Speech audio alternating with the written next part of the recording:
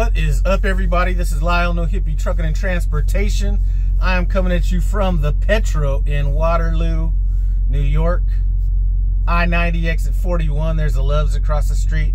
What I want to say about this Petro is that this is a place for guaranteed parking. I have never seen this place full, and you know, a lot of people like Loves for whatever various reasons. I guess the consistency, they're all the same, you know, pretty much, and they're all generally going to be well kept. But this is one of those Petros that, like 18 showers, it's got a media room, which a lot of people don't use anymore. You know, when I first got into trucking before COVID and everything, people used to always just be hanging out in the truck stops a little bit more, but none of that. They got a barber shop. As far as food, Country Pride. And anyway, it's a nice truck stop. Just got done taking a shower myself. But what I wanted to talk about today is some more training. You know, I spoke a little bit yesterday about training and got some advice and observations from a comment that was left. And then I wanted to talk about an email that I got from somebody, and we'll get to that in a second. You know, I spoke about the driver advisory board and how some things are brought to them that really aren't driver advisory board situations.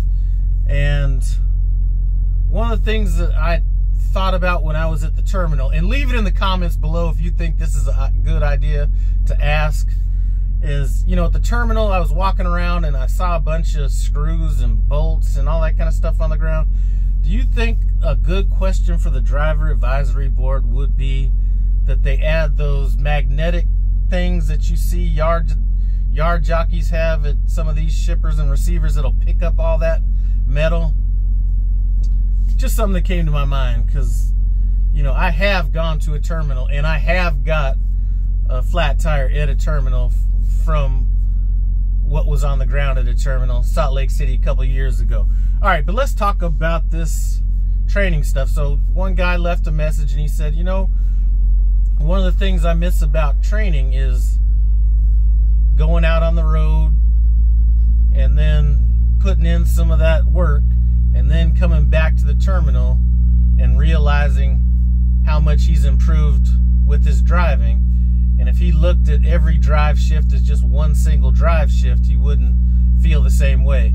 And one thing I want to say about that is when I first got into trucking, even after, I spent a long time in training. But one of the things that I noticed when I first kind of got into it was,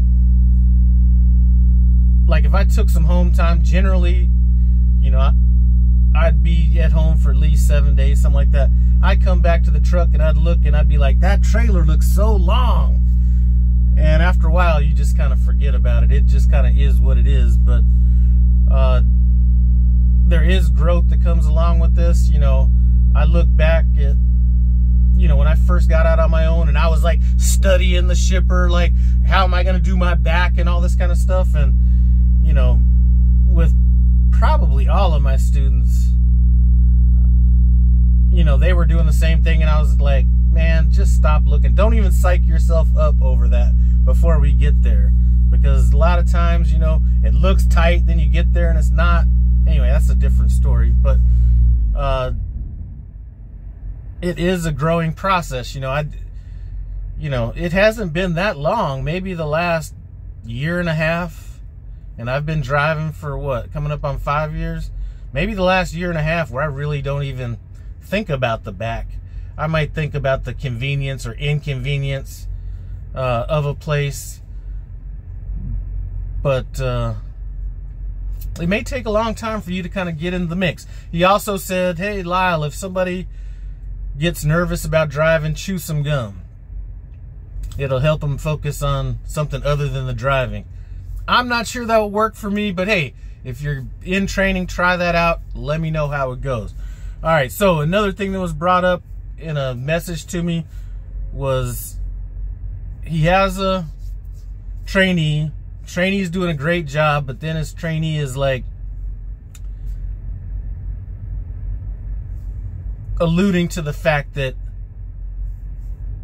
he's driving more than his trainer. Now, first of all, with this new pay plan that Prime has, you probably want to be putting in as much work as possible. Secondly, you know, I would never have anybody saying that. Not that, you know, my way is not always the right way, but I used to wear some trainees out. I mean, we're talking about 10-hour, 10.5-hour drive shifts, 30-minute only, you know, breaks, and you know, it was always running till we got to where we were going. So none of my trainees would ever be able to say, I'm out driving you or anything like that. It's just a leadership from the front type of a position, but that doesn't mean that other people are doing it wrong. I'm not sure how I would react if somebody said that. I probably wouldn't react too well to it, because in the end, regardless of who's doing most of the driving or whatever, I mean, your trainer already has their license, so it's you that needs to get the license. And you know, I think the only trainee that I had that didn't, he wasn't talking about the miles, because we were running. I mean, we were really running. You know, I think after a while he started getting wore down a little bit, and he kind of brought that up or whatever. But I'm sure once he knocked out them miles, you know, 30% faster than everybody else in his class, he was pretty happy about that situation. So anyway, that was just a couple things that came up. But listen, don't be tripping about what your trainer's doing. You got to put in your miles. And like I mentioned before, if the pay plan is kind of going towards you making more money for being on duty and driving more, then you should be happy about that, if you're one of those trainees that has this in the back of their head. So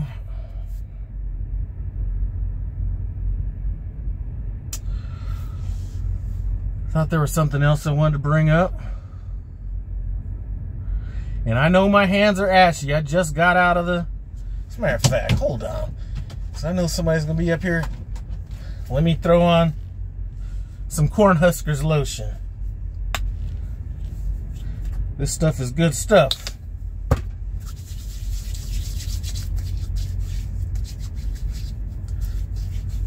Man, there was something I wanted to talk about that was... I guess that's going to be about it.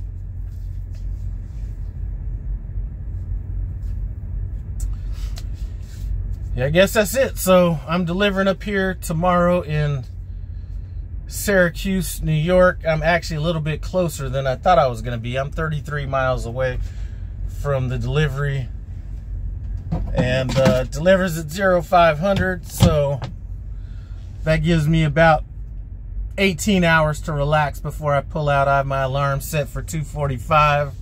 Probably leave out of here at 3:15, something like that. Place does have overnight parking, but you know, I'm not an overnight parking kind of guy. If I'm within 45 miles of a shipper receiver.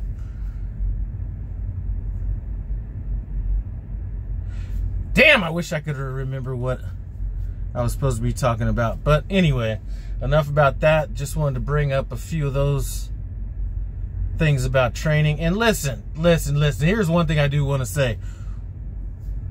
I think this might have been what I was talking about. The pace that you run once you get out here, whether it's in training or solo, is a lot, at least for me, was at a way higher tempo than what I had imagined. And if you have a trainer that's out there that's kind of pushing you like that, take that as a blessing. You know, when I first got into this, I thought it was like, you know, you get a load, you know, you deliver it, then you go sit down at a truck stop, and it might be, you know, another day before you get something. So it was just a lot more pedestrian, at least what was going on in my mind. And when you get out here, if you are that guy, because your fleet manager is going to know if you're that guy, or if you're that guy that needs to you know, if you drove like 9 hours or 8 hours, you know, he's going to know if you're that guy that's ready to go pick up another load. So count that as a blessing, because if had I been with my first trainer the whole way through, I think overall my instincts would have eventually adapted to it, but he was a lot more slow. And for example, let's talk about this. So if I get a load and I was with a trainee, we're going to get that load. Let's say it's going all the way across the country. You know, I'm going to tell him, here's how many hours, you know, I want you to drive.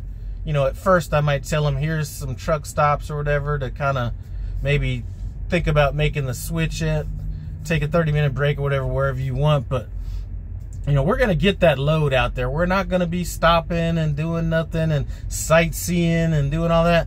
Once we get where we're going, then we can have a chance like now where you have a chance to relax. What I hate more than anything is taking these little mini breaks that aren't really fucking breaks, and then you get somewhere and then it's like, you know, maybe you got to do 10 hours, then go to, I don't know. I just don't like, I'd rather chill on the back end. That's my reward for running solo or a trainer. That's the reward to myself, is being able to relax at the end. And you know, and sometimes you're excited about relaxing, and then the fleet manager sees you're so far ahead of schedule, and then he might throw a repower on you or something like that, and then, you know, that kind of comes back and bites you. I was like, man, I was about to chill out for, you know, a day or something like that, but you throw this on me. So anyway, enough about that. Just wanted to put a couple of those things out there that were left in the comments and in emails. But that's some new age hippie shit right there, worrying about, you know, somebody else, you know, how much work they're doing as opposed to you. I don't know. I don't know. I don't know. Anyway, I appreciate you guys stopping by No Hippie Trucking and Transportation. As always, comment, subscribe. I'm out.